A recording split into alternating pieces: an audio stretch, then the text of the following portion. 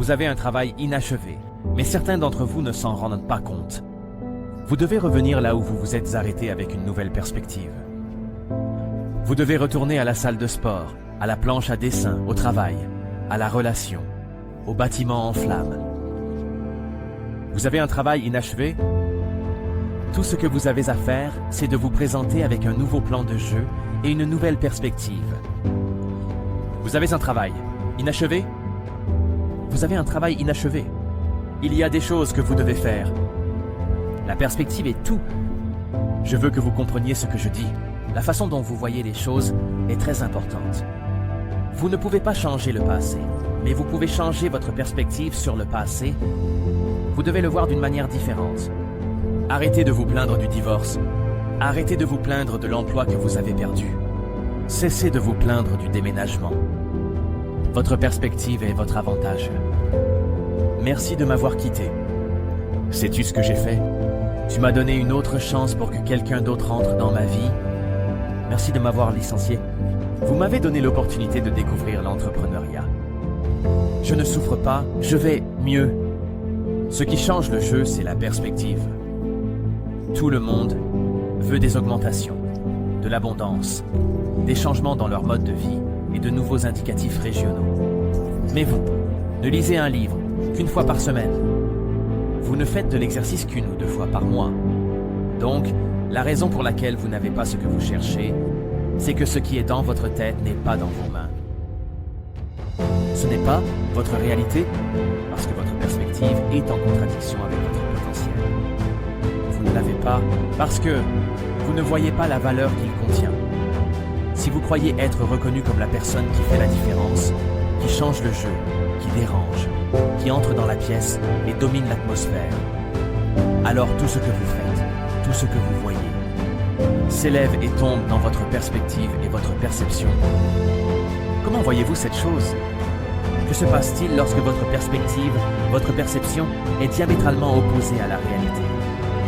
Si vous donnez et vous développez, si vous devenez cette personne, tout s'élève et tombe dans votre perspective. Montrez-moi une personne qui déteste faire du sport. Et je vous montrerai un homme qui est sur le point de perdre la vie quand je vous dis que le médecin a dit que si vous ne faites pas de sport, vous mourrez. L'un voit cela comme un fardeau, l'autre comme un problème.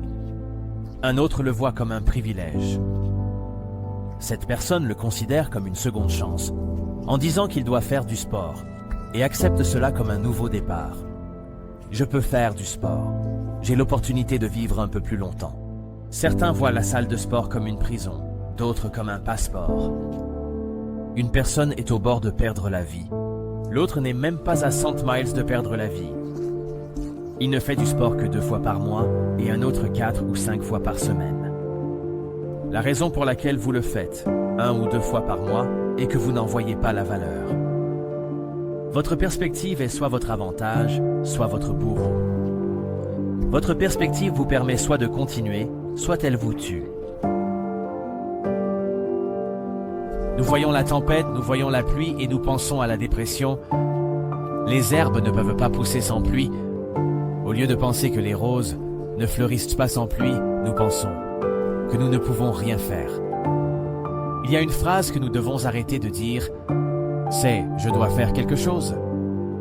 Cette perspective, cette perception, cette idéologie, cette philosophie, cette mentalité vous mèneront à l'épuisement. Si vous ne prenez pas ce que vous devez faire, vous prenez ce que vous avez. Je dois faire du sport, tant de fois par semaine. Je dois pardonner. Je dois évoluer. Je dois être. Je dois garder. Je dois grandir. Je dois vivre. Je dois changer. Je dois passer au niveau suivant. Je me fiche de la mauvaise qualité de vos chaussures. Il y a des gens dans ce monde qui donneraient en tout pour marcher 1 kilomètre avec une paire de chaussures. Cela signifie ce dont vous vous plaignez, que vous détestez, que vous ne supportez pas, que vous voulez abandonner, que vous voulez laisser tomber. Il y a des gens qui donneraient tout pour être à votre place. Je veux que vous vous posiez cette question. Ces problèmes sont-ils un obstacle ou une opportunité? Certains d'entre vous ont attendu toute leur vie pour avoir une opportunité. Et si perdre votre emploi était une opportunité? Et si divorcer était une opportunité, et si faire faillite était une opportunité, je veux que vous voyiez le tableau plus large. Je veux que vous ressentiez un peu de gratitude. Vous devez apprendre à sourire, vous devez faire de l'exercice, je sais. Vous détestez la salle de sport, soulever des poids, le cardio, boire de l'eau, prendre soin de vous. Vous pensez que s'y consacrer est la chose la plus difficile au monde? Cependant, aujourd'hui, dans la tombe, reposent des personnes qui, si elles avaient une autre chance de vivre, voudraient vivre avec enthousiasme, une grande confiance en soi, du courage et de la stabilité. Faites ce que vous détestez pour vivre un peu plus longtemps. Trouvez le côté positif. Voyez la vue d'ensemble. Gardez votre gratitude. La difficulté, l'adversité, la malchance, le problème ne sont pas votre assassin. Ce problème est une opportunité pour vous. Allez-vous vous plaindre face à l'adversité? Ou allez-vous saisir cette opportunité? Qu'est-ce que vous voulez obtenir? Qu'est-ce que vous essayez d'accomplir, de donner, de changer, de devenir? Je m'en fiche. Tout s'élève ou s'abaisse selon votre perspective. Cessez de vous plaindre de la jalousie, ôtez de l'envie, des commérages, de la personne qui vous a abandonné, qui n'est pas là, qui vous ment, qui essaie de vous manipuler et de vous contrôler. Je ne suis pas fatigué, je suis devenu plus sage. Je ne suis pas toxique, je suis un vainqueur. Je vois cette chose d'une manière différente. La saison dans laquelle vous entrez n'est pas venue pour vous détruire. Au contraire, elle est venue pour vous construire. Changez votre perspective. Il y a une raison pour laquelle on dit de voir la lumière au bout du tunnel. Si vous ne voyez pas cette lumière, vous perdez la tête. Vous vous perdez. Si vous ne pouvez pas voir au-delà, vous vous évanouissez. Pour beaucoup d'entre nous, la difficulté est de voir au-delà de notre douleur actuelle et de percevoir les bénédictions futures. Une perspective correcte rend l'impossible possible. Vous ne pouvez pas changer le passé. Cependant, vous pouvez toujours changer votre perspective. Aucun problème ne peut être résolu au même niveau de pensée qu'il a créé. La difficulté de vos problèmes est liée à votre perspective. Changez votre perspective. La plupart de vos problèmes deviendront insignifiants. Certains ne seront plus des problèmes, mais existeront comme des opportunités. La bonne perspective est un instrument dont vous avez besoin. Un outil, une discipline, un avantage. Si vous changez votre perspective sur certaines choses, ce que vous voyez changera aussi. La connaissance, le discours, un moment de motivation ne pourront pas vous soutenir tant que vous ne les intégrez pas dans votre perspective. Comment allez-vous voir le reste de votre journée? Parce que la façon dont vous voyez le reste de votre journée détermine souvent comment vous voyez le reste de votre vie. Changez votre perspective.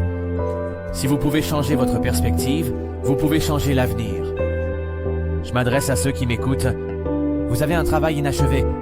Vous devez revenir à ce rêve, à cette idée. Vous avez un rendez-vous avec le destin. Vous avez un travail inachevé. Il est temps de retourner à la planche à dessin avec une nouvelle perspective. Votre perspective façonne votre langage. Et votre langage façonne le monde. C'est pourquoi, si vous ne commencez pas à penser correctement, vous ne parlerez pas correctement. Si vous ne parlez pas correctement, vous ne pourrez pas expérimenter le monde tel que vous le voyez dans votre esprit. Je sais qui Dieu veut que vous soyez.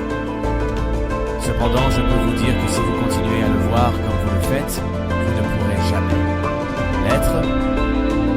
Tout le monde veut passer au niveau suivant. Tout le monde veut avoir richesse et influence. Tout le monde veut cette innovation spéciale. Mais écoutez-moi, dans votre prochaine saison, vous ne pouvez rien expérimenter. De tout cela en gardant la même perspective. La bonne perspective rend l'impossible possible.